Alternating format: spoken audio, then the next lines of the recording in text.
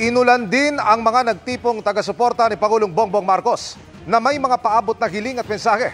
Bago ang kanilang programa, may pinabagsak ang malakas na hangin sa kanilang pwesto. Nakatutok live si Jonathan Andal. Jonathan. Emil, nagsiuwi na yung mga taga-suporta ng Pangulo na nagtiis kanina rito sa masamang panahon. Sa ngayon po ay umuulan pa rin at umiihip pa rin ang hangin. Dahil nga dyan, may nangyari po ritong aksidente.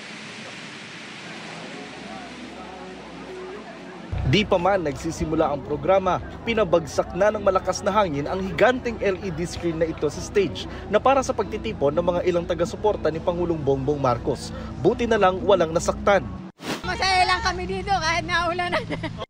Pinalitan din ang LED screen at hindi iniwan ang programa ng mga taga-suporta.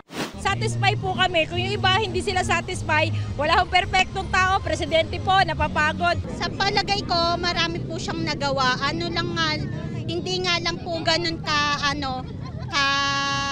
lantad. Kahit marami sa kanila ang basang-basa na, ang ilan may hiling at mensahe sa Pangulo.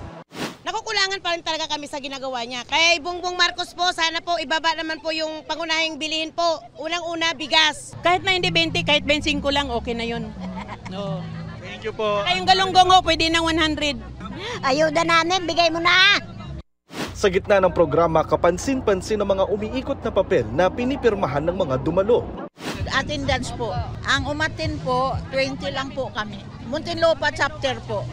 Walang personalidad na nagtalumpati kanina. Puro tugtugan lang ng mga singer at banda. Nang magumpisa ang SONA, saktong tumila naman ang ulan kaya nakapanood sila sa iba pang LED screen. Habang ang iba, pumila naman sa libreng lugaw.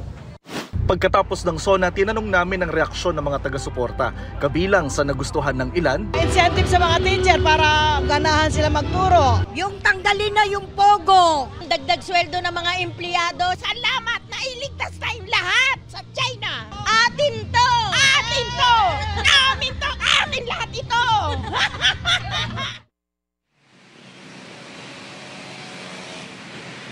Emil, daloy naman ang trapiko, maluwag sa ngayon dito sa may tapat ng Sandigan Bayan pero 3 linya pa lang din ang nadaraanan sa ngayon. Yan muna ang latest mula rito sa Commonwealth Avenue. Balik sa iyo, Emil.